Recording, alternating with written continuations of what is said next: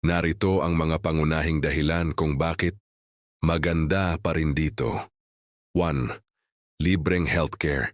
Isa ito sa pinakamalaking hatak. Ang mga basic medical services mula sa check-up sa doktor hanggang sa operasyon sa ospital ay sagot ng gobyerno sa pamamagitan ng buwis.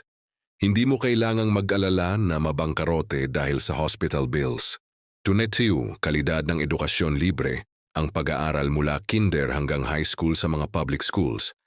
At world-class ang kalidad nito. Para sa kolehiyo, bagamat may bayad, maraming scholarship, grants, at student loans na abot kaya para sa mga residente. 3. Seguridad at kapayapaan. Kilala ang Canada bilang isa sa pinakaligtas na bansa sa mundo. Mababa ang crime rate at maayos ang implementasyon ng batas. Mainam itong lugar para magpalaki ng pamilya dahil sa tahimik na kapaligiran. 4. Multiculturalism at pagkakaiba-iba.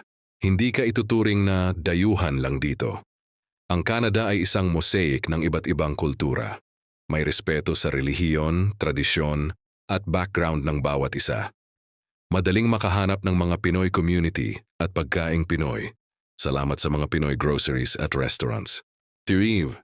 Magandang kalikasan at fresh air. Mula sa Rocky Mountains hanggang sa malilinis na lawa at parks, napakaganda ng tanawin, malinis ang hangin, at maraming oportunidad para sa outdoor activities tulad ng hiking, skating, at camping. 6. Social safety nets. Kapag nawalan ka ng trabaho, may Employment Insurance, EI. Kapag nagretiro, may Canada Pension Plan, CPP, at Old Age Security, OAS.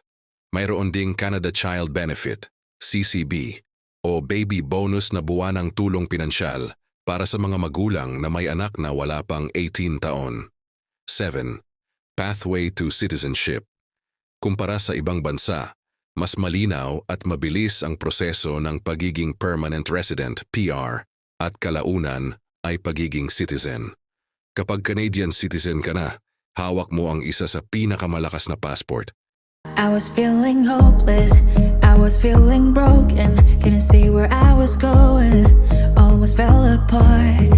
That is when I found you, you could see right through me, pull me from the darkness, save me from the start.